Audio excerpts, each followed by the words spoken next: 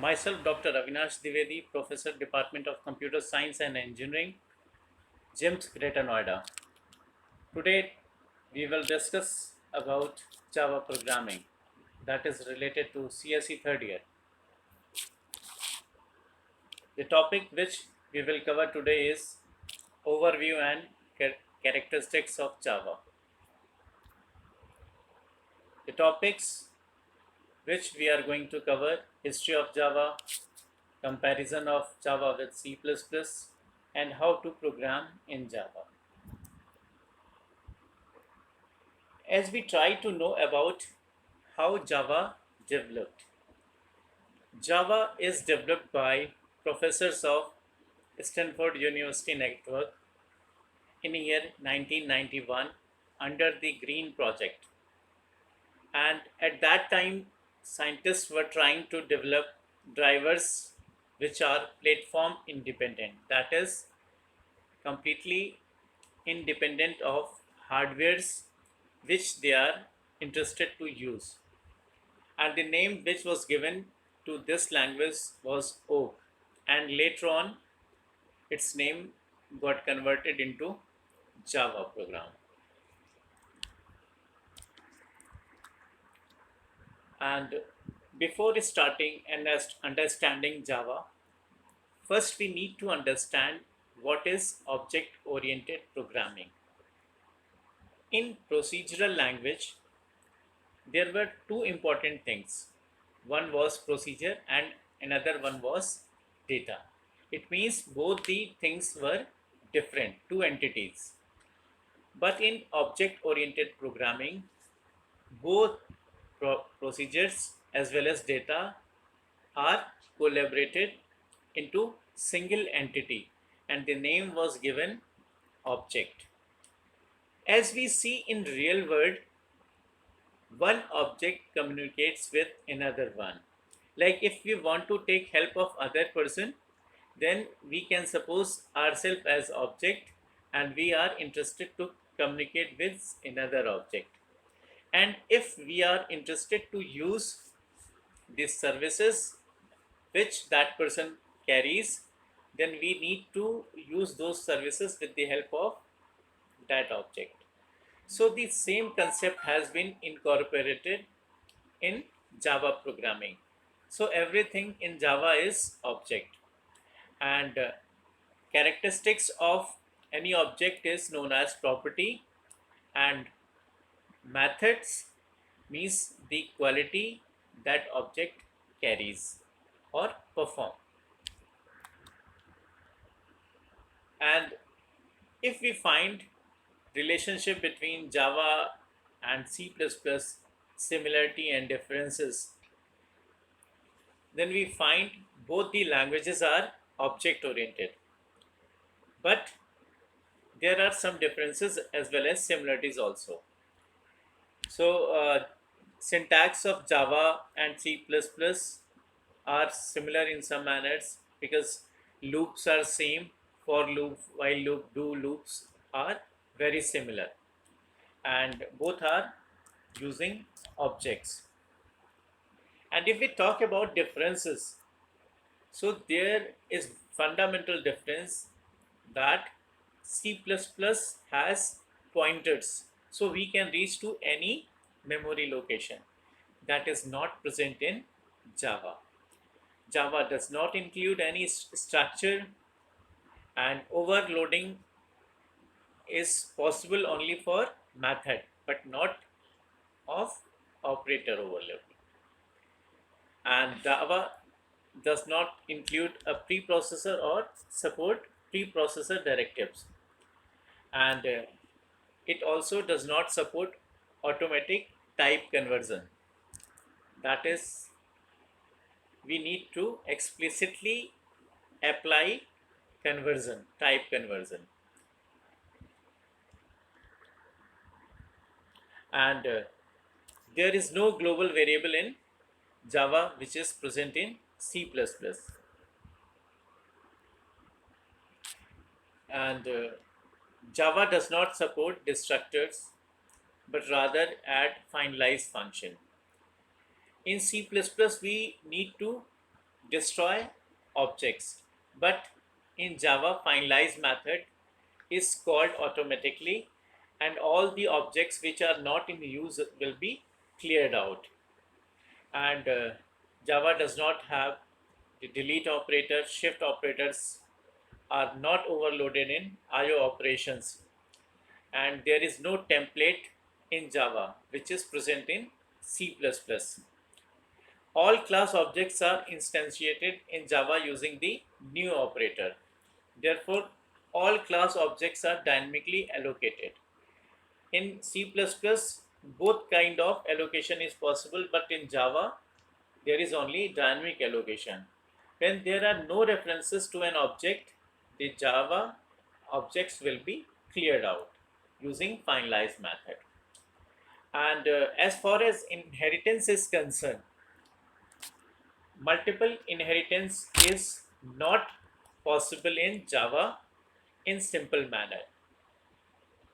There are various approaches of inheritance, but multiple inheritance is only possible when we use abstraction classes. Now we will discuss about very important features of Java. Java is highly object oriented. Highly object oriented means most of the concept has been taken in terms of object. There is hardly any point which is not object, but there is its conversion also, and it's very simple. We need to code anything, that is very simple, we can code. Its structure is very similar as of English type, and development is very fast, and we need to compile and run this program. We can run this Java application in multiple platforms, and basically best part is if you write any code that will run on different machines without thinking about what is its hardware structure. And applications are very robust, and we need not to manage memory for running Java application. And it also provides interactive graphical user interface. Multi-threading is also possible, and there are different APIs that help in various kind of application like data analysis, networking, or any sort of recent technologies. We can use this language in almost all kind of applications, and it is secure also because it means follows sandbox model in which no one cross the boundary of sandbox, so it's very safe.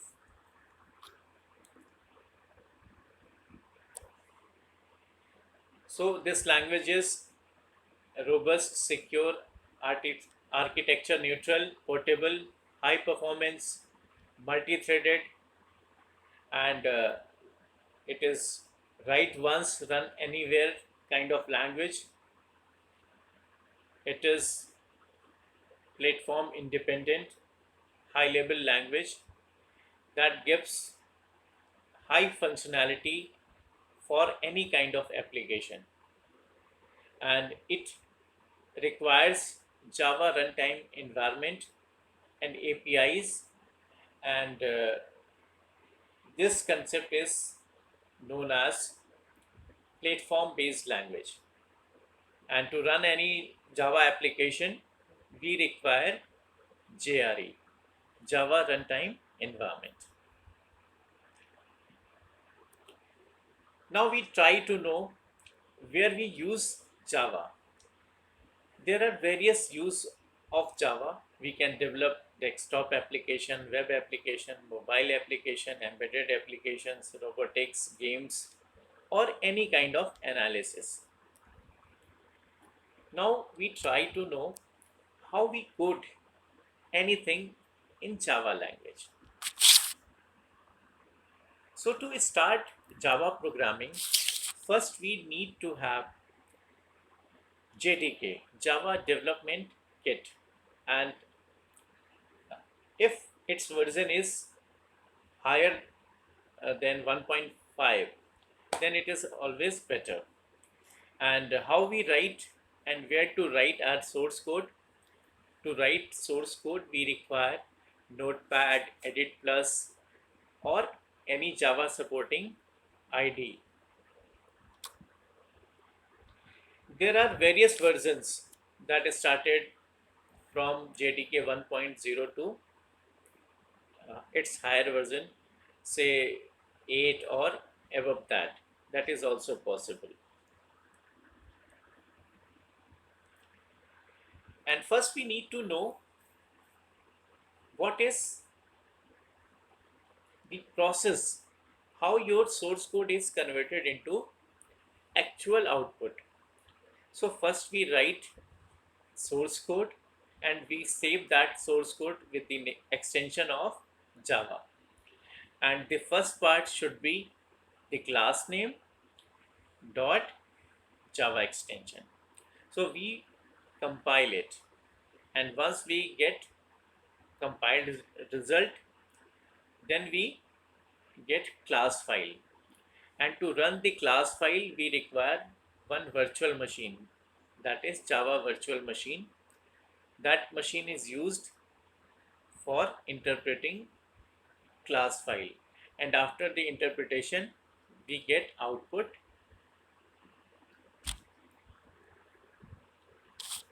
So take one simple example. Uh, double forward slash is used for commenting, and public is access specifier. It's very clear when we use public keyword, it means the thing which is having public access specifier can be used from anywhere, and it can be called from anywhere. So first thing which is very important in writing Java program, that it should have class, and we can give any name. So in this example we have given name welcome. So welcome is class name, or we say it user defined data type.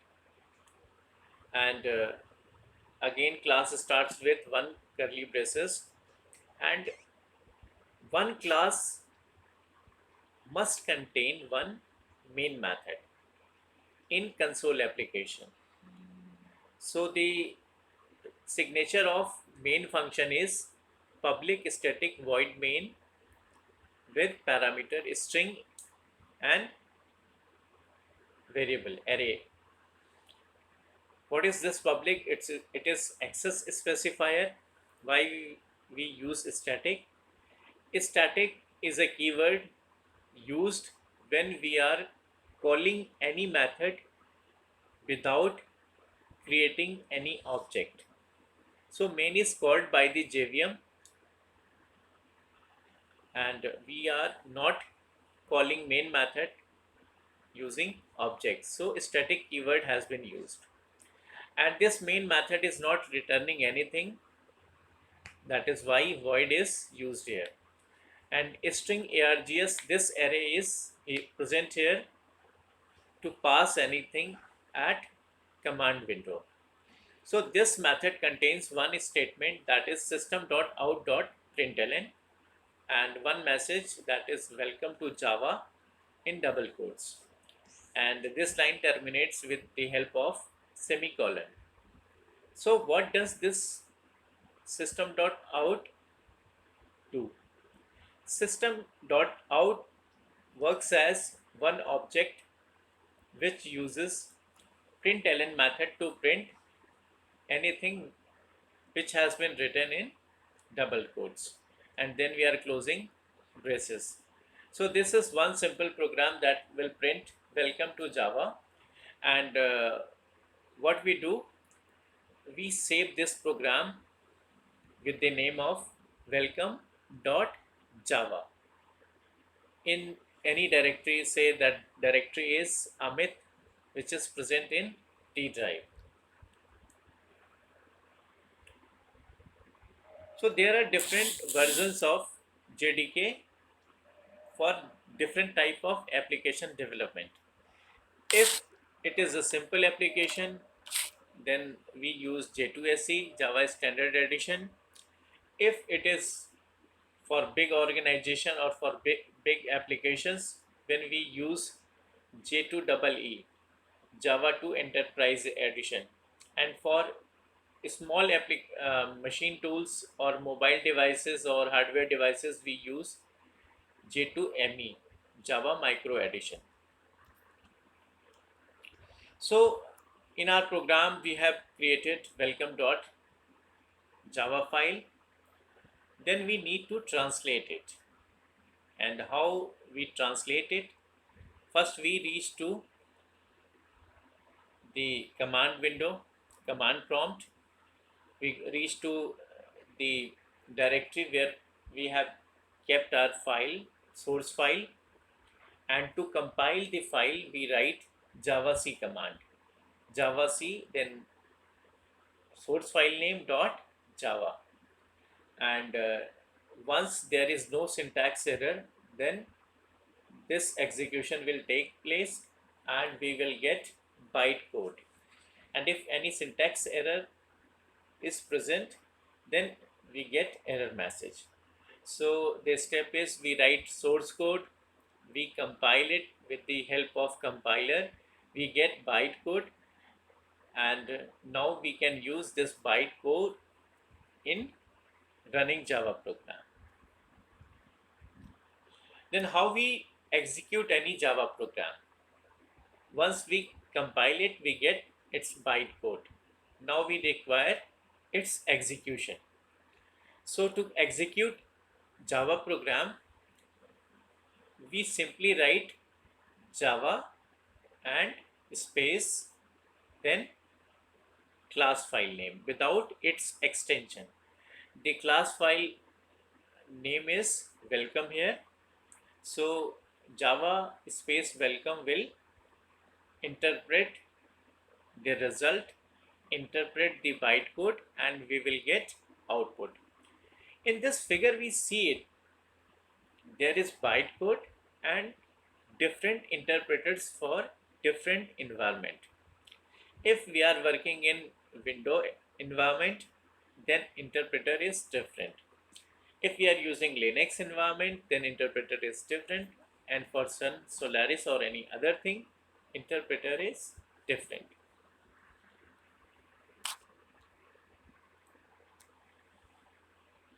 So execution of Java programming is you write Java and file name and you get its output.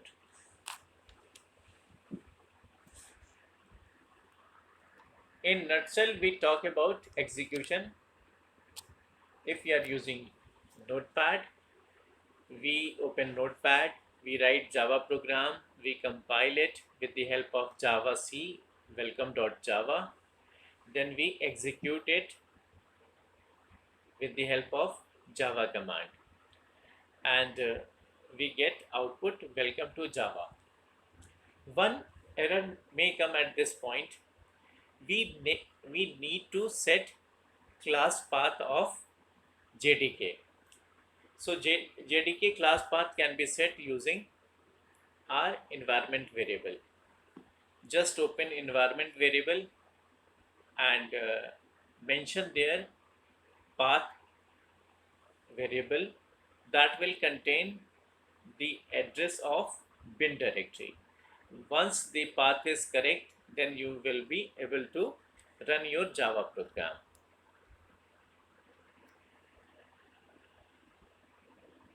Now we talk about bytecode. What is bytecode?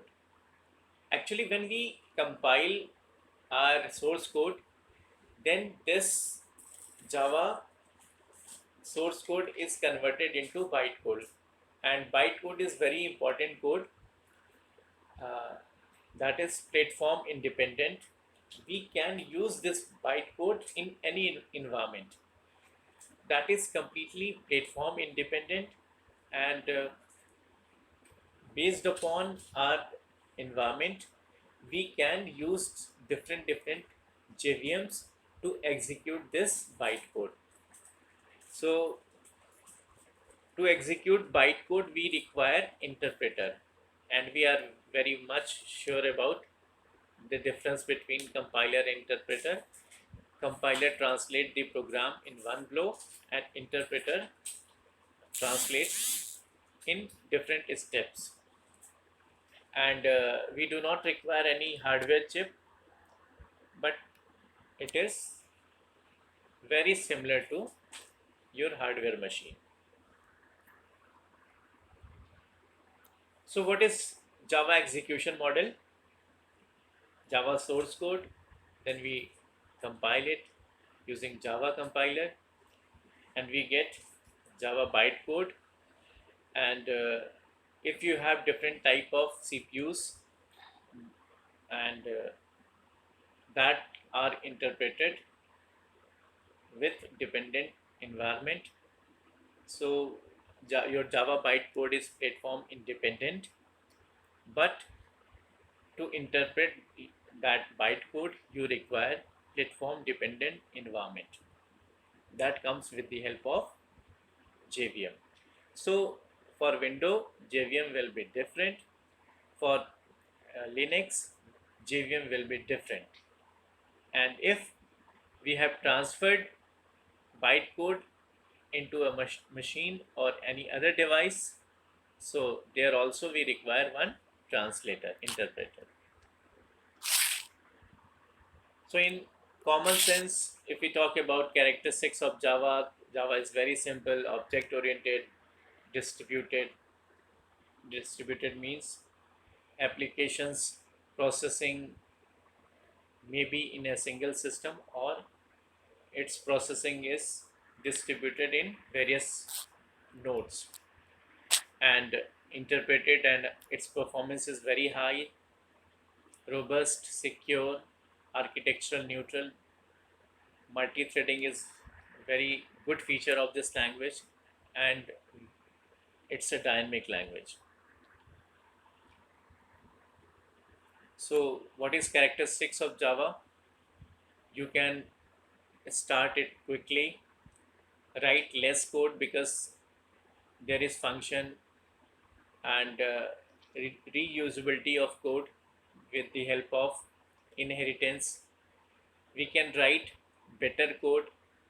There is presence of APIs, application programming interface. There is concept of Java beans. We can develop some code and we can convert it into Java bean, and that we can use in any application. There is concept of garbage collection that help uh, to clear memory. We need not to bother about clearing memory, and we can develop program or application in fast manner. There is no question of platform dependency, as programmers are only bothered about byte code. The rest part will be covered by the JVM, that is platform dependent, and it is write once run anywhere language. So once you get byte code, you need not to think about what hardware you are going to get. You just use JVM for that and you will run it, and distribute software more easily because byte code is platform independent, and that can be shifted from one place to another place with the help of network or any other manner, and you can distribute your applications also. So this is something about Java programming, and this is fundamental. So after this lecture, you will be able to understand what is characteristics of Java, what is history of Java, how we write any code, how will we will translate a single source code of Java into machine language with the help of JVM. JVM is a kind of machine that is software, but it works as JVM. So application development is very easy in Java. Its reusability is very high, and it is almost purely object oriented and platform independent language. Thank you. We will meet in next lecture.